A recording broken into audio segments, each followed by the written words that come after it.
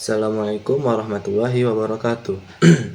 Perkenalkan, nama saya Wilman Wibisana dengan NIM 2524038 dari jurusan Pendidikan Teknik Informatika dan Komputer dari kelas PTIK 3B. Nah, di sini saya akan membuat sebuah video penjelasan materi untuk memenuhi UAS mata kuliah Jaringan Komputer. Nah, berikut penjelasan materinya. Baik, kita masuk ke materi yang pertama. Nah, di sini materi yang pertama itu adalah multiplexing.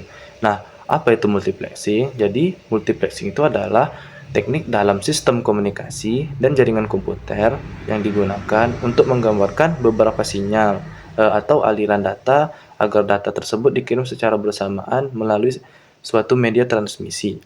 Nah, media transmisi itu bisa berbentuk seperti kabel tembaga atau serat optik maupun gelombang radio. Nah, di sini multiplexing ini juga memiliki tujuan utama, yaitu untuk mengoptimalkan penggunaan bandwidth, mengurangi biaya infrastruktur, dan meningkatkan efisiensi sebuah jaringan.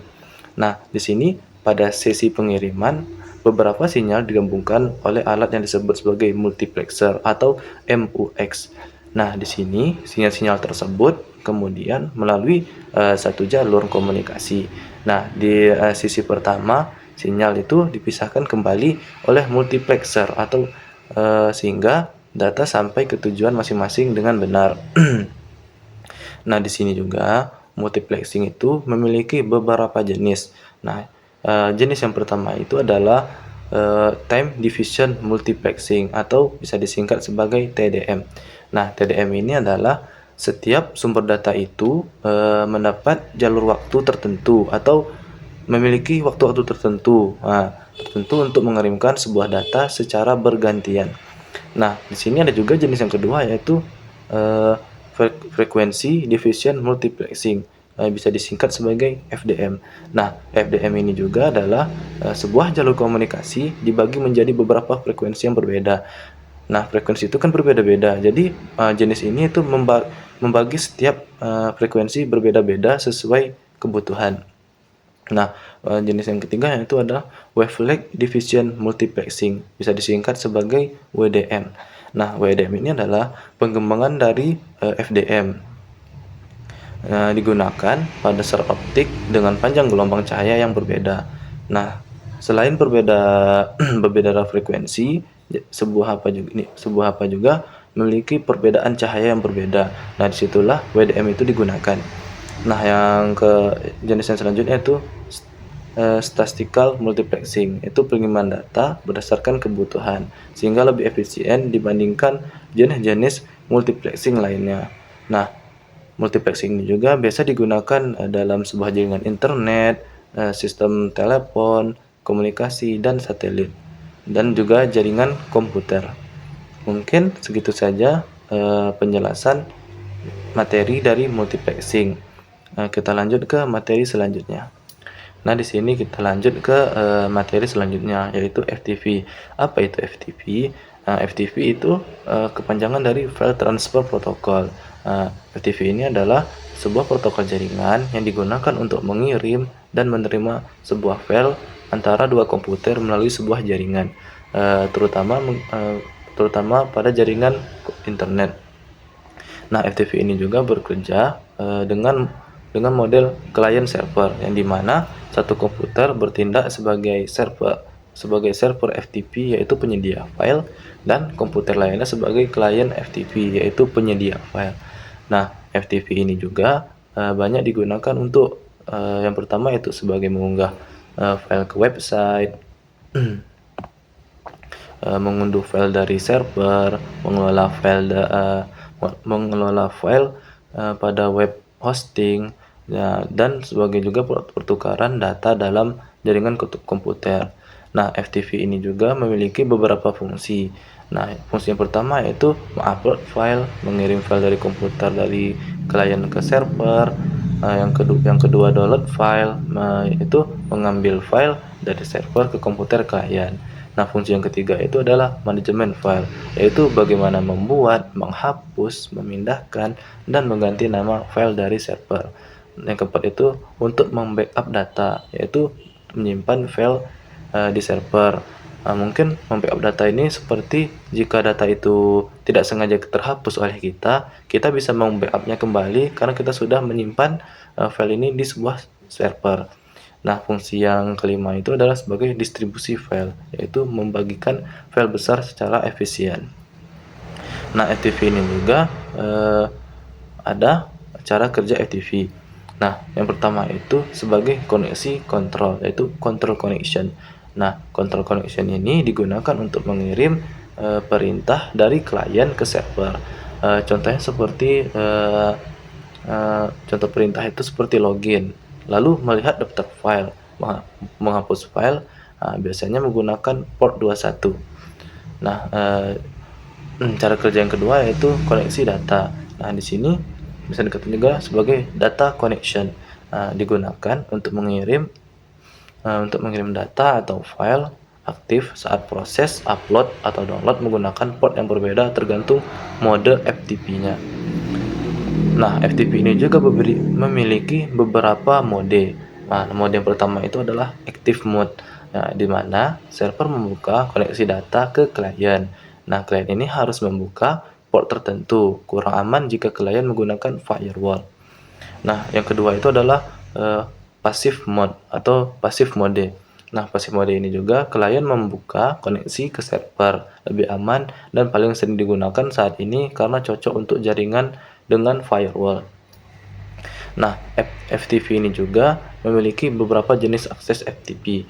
Yang pertama yaitu adalah anonymous FTP. Nah, di sini jenis yang ini tidak memerlukan username dan password, biasanya digunakan untuk file publik.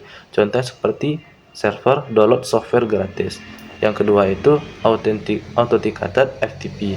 Nah, di sini jenis yang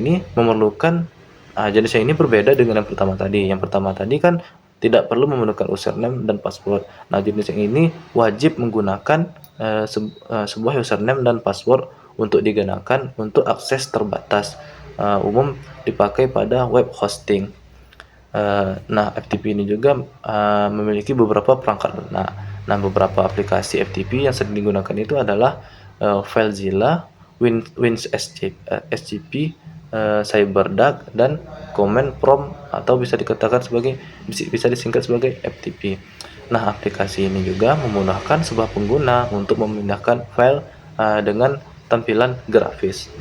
Nah, FTP ini juga ada keamanannya. Nah, yang pertama yaitu FTP ini tidak mengenkripsi data sehingga username, password, dan file bisa disadap karena itu dikembangkan versi yang lebih aman. Nah, versi yang pertama itu adalah FTPS. FTPS ini dengan tambahan SSL atau TLS, sehingga data itu menjadi lebih aman. Yang kedua yaitu SFTP, yaitu SSH File Transfer Protocol. Dan di sini menggunakan protokol SSH yaitu paling aman dan banyak digunakan pada saat ini. Nah, kelebihan FTP ini juga yang pertama yaitu mudah digunakan karena mendukung transfer file besar, cepat, dan dalam jaringan stabil, bisa digunakan lintas sistem operasi. Nah, FTP ini juga memiliki kekurangan. Yang pertama kekurangannya yaitu keamanan rendah. FTP biasa memerlukan konfigurasi server dan kurang cocok untuk data sensitif tanpa enkripsi. Nah, FTP ini juga ada sebuah contoh penggunaan FTP. Yang pertama yaitu web developer mengunggah file website ke hosting, admin jaringan memindahkan data antar server, siswa mengumpulkan tugas ke server sekolah, dan perusahaan melakukan backup data. Mungkin itu saja penjelasan tentang FTP. Kita lanjut ke penjelasan materi yang selanjutnya.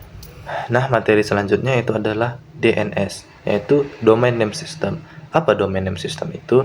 Jadi, Domain Name System itu adalah sistem yang berfungsi untuk menerjemahkan nama domain menjadi alamat IP.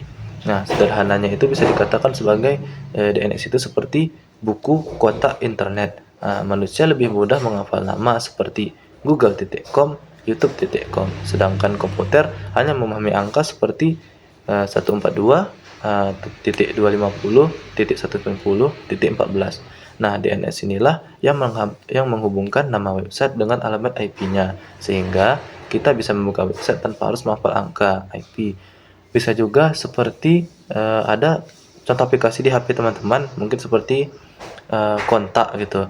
Nah, di situ kan teman-teman memiliki nomor-nomor teman-teman kelasnya atau nomor-nomor keluarga. Di situ kan masih berbentuk angka. Mana lebih susah menghafal angka daripada sebuah nama. Nah, tentu lebih mudah menghafal sebuah nama. Nah, seperti kita mempunyai nomor teman kita, sebuah angka, mungkin seperti 083157449346. Di situ kan memiliki angka yang banyak, yang panjang, sehingga kita susah menghafalnya. Nah, di situ kita memberikan nama nomor itu, mungkin seperti kita mengubah nomor itu atau memberikan nama misalnya Wilman gitu. Nah, nomor ini adalah kontak Wilman. Tentu kita lebih mudah menghafal nama kan, Wilman, daripada sebuah angka yang banyak tadi. Nah, seperti itulah bisa dikatakan DNS itu. Nah, DNS ini juga memiliki fungsi. Yang pertama itu menerjemahkan nama domain ke alamat IP, IP supaya website bisa diakses. Kedua itu mempermudah pengguna internet karena cukup mengetik nama website saja. Yang ketiga itu mengatur dan mengelola domain dan subdomain. Yang keempat, mendukung pengiriman email karena DNS juga menentukan ke mana email dikirim.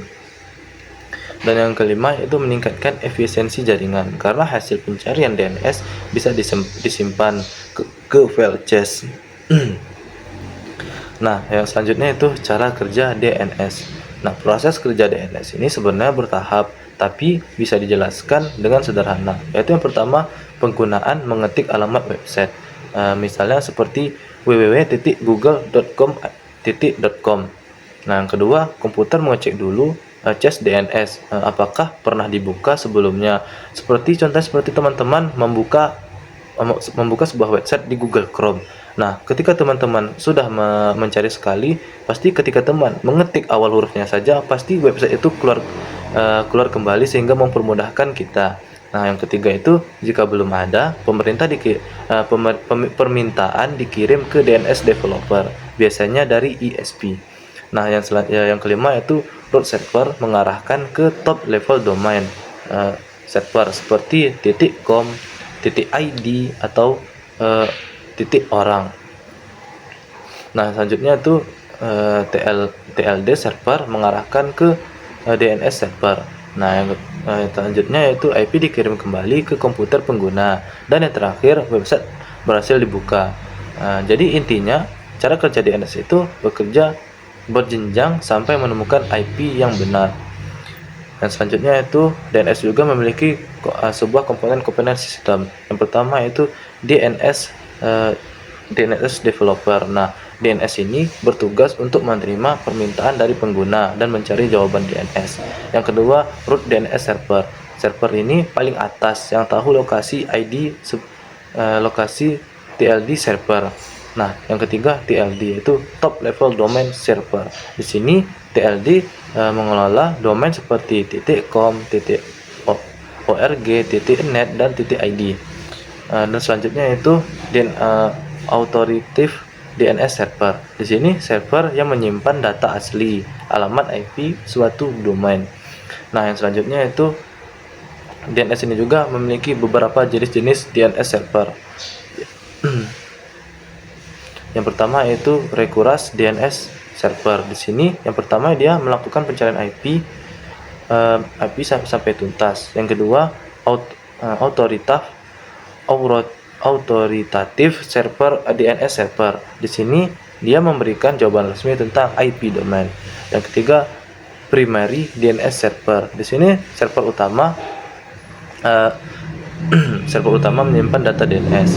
Yang keempat yaitu secondary DNS server. Ini server cadangan jika server utama bermasalah. Dan yang terakhir yaitu record DNS. Di sini record DNS adalah data yang disimpan dalam DNS server. Beberapa record penting, yaitu yang pertama record menggunakan domain ke alamat IP atau IPv4. Yang kedua record menghubungkan domain ke alamat IP versi IPv6. Yang ketiga syname record, yaitu menghubungkan satu domain ke domain lainnya. Yang keempat, MX record, yaitu mengatur jalur pengiriman email. Dan yang kelima yaitu NS server. Sini menentukan DNS server yang digunakan. Yang keenam, TXT server, yaitu menyimpan informasi tambahan seperti keamanan dan verifikasi. Nah, DNS ini juga ada contoh penggunaan DNS. Mungkin seperti kita saat membuka Google, DNS menerjemahkan google.com menjadi IP. Nah, saat kita mengirimkan email, DNS MX record menentukan server tujuan email. Dan website juga bisa punya banyak subdomain seperti mail.google.com dan drive.google.com. Nah, DNS ini juga memiliki kelebihan, yaitu mudah digunakan, tidak susah atau tidak perlu menghafal IP, menggunakan manajemen domain besar, dan bisa mempercepat akses website dengan change. Dan DNS ini juga pasti memiliki kekurangan. Yang pertama, jika DNS bermasalah, website tidak sedikit pun bisa kita akses. Yang kedua, bisa menjadi target serangan atau DNS spoofing. Dan yang ketiga itu DNS ini ketergantungan pada server DNS.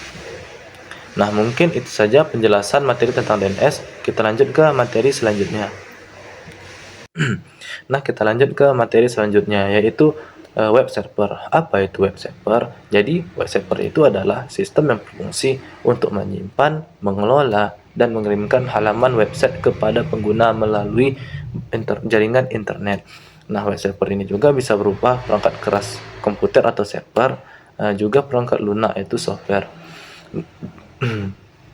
Nah, ketika kita membuka sebuah website, misalnya seperti www.google.com, nah sebenarnya kita itu sedang meminta data ke web server. Nah, lalu web server lah tersebut yang mengirimkan halaman website agar bisa ditampilkan di sebuah browser.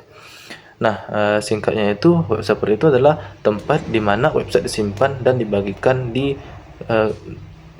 ke pengguna internet. Nah, web server ini juga memiliki beberapa fungsi. Yang pertama yaitu menyimpan file website seperti file HTML, CSS, Java, gambar, video, ataupun database. Nah, yang kedua itu melayani permintaan pengguna. Nah, setiap kali pengguna membuka website, web server memproses permintaan tersebut setiap kali pengguna membuka website ke browser. Nah, yang ketiga itu mengirimkan halaman web ke browser. Nah, data dikirim dalam bentuk halaman web agar bisa ditampilkan. Nah, yang keempat, mengelola keamanan website seperti penggunaan HTTPS, SSL, dan pengaturan akses. Nah, yang kelima, menghubungkan website dengan database untuk website dinamis seperti login dan form. Nah, web server ini juga memiliki cara kerjanya. Nah, proses cara kerja web server bisa dijelaskan langkah demi langkah. Nah, yang pertama itu penggunaan mengetik alamat website di browser. Yang kedua, browser mengirimkan permintaan atau request melalui HTTP atau HTTPS. Nah, yang ketiga, permintaan sampai ke web server. Nah, yang keempat yaitu web server mencari file website yang diminta. Yang keempat, jika website dinamis, website server memproses data lewat server side atau PHP, Python atau dan lain-lainnya. Dan yang keenam, web server mengirimkan hasil ke browser. Nah, yang ketujuh, browser menampilkan halaman website ke layar pengguna. Nah, proses ini terjadi sangat cepat, hanya dalam hitungan detik. Dan yang keempat yaitu adalah komponen web server ini juga memiliki beberapa komponen penting. Yang pertama yaitu hardware server. Nah, komputer khusus dengan spesifikasi tinggi yang selalu aktif. Yang kedua, software web server. Nah, di sini program yang menjalankan layanan web dan sistem operasi yaitu biasanya seperti Linux atau Windows Server. Nah, komponen yang keempat yaitu web browser atau klien. Nah, digunakan pengguna untuk mengakses sebuah website. Nah, yang komponen terakhir yaitu jaringan internet. Itu pasti karena kita ingin mengakses sebuah web, sebuah server pasti harus menggunakan sebuah jaringan kantor. Nah, sini jaringan internet ini juga sebagai media penghubung antara pengguna dan server. Nah, web server ini juga memiliki beberapa jenis-jenis. Yang pertama itu apa sih? Yaitu paling populer, mudah digunakan, cocok untuk website kecil-kecilan sampai besar. Yang kedua itu Nginx, yaitu lebih ringan dan cepat, cocok untuk traffic tinggi. Yang ketiga itu Microsoft IIS, yaitu digunakan di sistem Windows, cocok untuk aplikasi berbasis Microsoft. Nah, yang keempat itu LiveSpeed, yaitu dengan performa tinggi, banyak digunakan untuk web WordPress. Dan yang terakhir yaitu web server statis dan dinamis. Nah, yang pertama yaitu web server statis, menampilkan halaman yang sama ke semua pengguna, tidak terhubung ke database. Contohnya website profil perusahaan. Nah, yang B itu web server dinamis, halaman bisa berubah sesuai data terhubung ke database. Nah, yang terakhir yaitu protokol pada web server. Nah, web server ini juga menggunakan beberapa protokol. Yang pertama HTTP, yaitu Hypertext Transfer Protocol. Protokol ini juga bisa dikatakan masih kurang aman. Yang kedua HTTPS, yaitu data transkripsi, yaitu protokol ini lebih aman daripada yang pertama tadi. Nah, yang terakhir itu adalah keamanan web server. Nah, keamanan web server ini sangat penting, sangat penting dalam web server, yaitu penggunaan HTTPS, firewall untuk membatasi akses, update software yang secara rutin, autentikasi pengguna, dan yang terakhir itu backup data secara berkala. Nah, mungkin itu saja penjelasan tentang web server. Kita lanjut ke materi selanjutnya. Nah, materi selanjutnya itu adalah tentang keamanan jaringan. Nah, tentu jaringan itu butuh keamanan untuk menjaga sebuah data-data kita, data-data penting agar tidak diretas. Nah, apa itu keamanan jaringan? Jadi, keamanan jaringan adalah usaha kita untuk melindungi sebuah jaringan komputer beserta data di dalamnya dari berbagai ancaman, baik dari ancaman maupun dari luar jaringan ataupun dari dalam. Nah, tujuan utama keamanan jaringan ini adalah supaya data kita aman, jaringan berjalan normal, dan tidak mudah diserang. Nah, ancaman itu bisa berupa seperti peretas atau hacker, dan virus, malware, pencurian data, dan penyalahgunaan akses jaringan. Nah, singkatnya atau intinya itu, keamanan jaringan ini bisa menjaga jaringan agar tetap aman, stabil, dan terpercaya. Nah, apa itu? Dan selanjutnya itu apa itu tujuan keamanan jaringan? Nah, keamanan jaringan itu yang pertama menjaga kerahasiaan data. Mungkin seperti teman-teman kan pasti memiliki WA, memiliki mungkin contoh aplikasi seperti WA, pasti memiliki data-data pribadi. Nah, disitulah fungsi keamanan sebuah jaringan. Yang kedua yaitu menjaga kebutuhan data, sehingga data ini tidak bisa diubah tanpa izin dari kita. Yang ketiga yaitu menjaga kesediaan jaringan. Nah, jaringan tetap bisa digunakan kapan saja dan di mana saja. Yang selanjutnya itu ancaman, dan sebuah jaringan itu memiliki beberapa ancaman. Nah, yang selanjutnya itu adalah ancaman dalam keamanan jaringan, yaitu yang pertama yaitu malware. Nah, malware ini adalah virus perangkat lunak yang paling berbahaya seperti virus, worm, trojan, dan ransomware. Yang kedua yaitu hackers atau hacking. Hackers ini bisa dikatakan orang yang menyalahgunakan ilmunya untuk berusaha masuk ke sebuah jaringan tanpa izin dan bisa untuk mencuri data penting kita ataupun merusak data kita. Yang selanjutnya itu phishing. Nah, phishing ini penipuan dengan menyamar sebagai pihak terpercaya untuk mencuri data. Mungkin seperti banyak berseliweran di mana-mana. Mungkin contoh seperti dari pihak Bank BRI, mereka mengirimkan link ke kita sehingga kita tertipu. Pada saat kita menekan sebuah link itu, semua data kita hilang, bisa jadi saldo rekening kita habis diambil mereka. Itulah phishing. Dan selanjutnya itu sniffing, yaitu menyadap lalu lintas data dalam jaringan. Yang selanjutnya itu DOS atau DDoS, atau serangan dengan membanjiri jaringan agar tidak bisa digunakan. Nah, keamanan jaringan ini juga memiliki beberapa jenis. Yang pertama, keamanan fisik. Nah, keamanan fisik ini melindungi perangkat jaringan secara langsung. Contohnya seperti kita di rumah kita memasang sebuah CCTV. Nah, bisa juga seperti itu, sehingga mendapatkan pembatasan akses ruangan. Yang kedua, keamanan logis. Nah, keamanan logis ini melindungi sistem dan data. Mungkin seperti password kita, mungkin itu password aplikasi seperti WA, IG ataupun TikTok. Dan selanjutnya itu keamanan administratif. Di sini aturan dan kebijakannya itu SOP keamanan, hak akses pengguna, dan pelatihan keamanan. Nah, selanjutnya itu perangkat keamanan jaringan komputer. Nah, jaringan komputer ini dia memiliki beberapa perangkat. Yang pertama itu firewall. Nah, firewall ini bagaimana mereka mengatur lalu lintas jaringan dan memblokir akses yang berbahaya.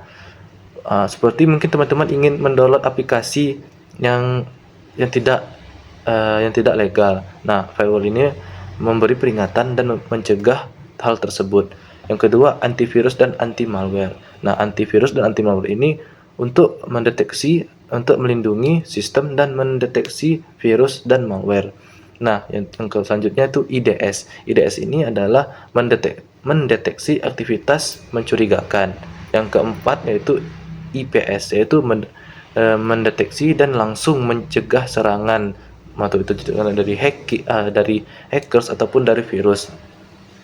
Yang selanjutnya itu VPN, yaitu membuat koneksi aman dan tenkripsi. Yang selanjutnya itu teknik keamanan jaringan. Nah, jaringan ini juga memiliki beberapa teknik. Yang pertama, enkripsi, yaitu mengubah data agar tidak bisa dibaca sembarangan orang. Yang kedua, autentifikasi, yaitu proses verifikasi pengguna. Mungkin seperti kita masukkan username, password, OTP, dan biometrik. Yang selanjutnya itu otorisasi. Nah, otorisasi ini adalah menentukan hak akses pengguna. Yang terakhir yaitu backup data. Nah, backup data ini juga berfungsi ketika data kita misalnya diretas atau terkena virus, kita masih bisa mengembalikannya karena kita telah meng-backupnya tadi. Nah, materi yang selanjutnya itu protokol keamanan jaringan. Protokol yang sering digunakan itu seperti HTTPS, yaitu enkripsi data, IPSEC, yaitu keamanan jaringan, dan SSH, yaitu akses server keamanan. Nah, keamanan jaringan pada internet, beberapa internet, yaitu contoh penerapannya seperti website menggunakan HTTPS, login dengan verifikasi 2 langkah, email dilindungi dari spam filter, dan akses wifi menggunakan password. Nah,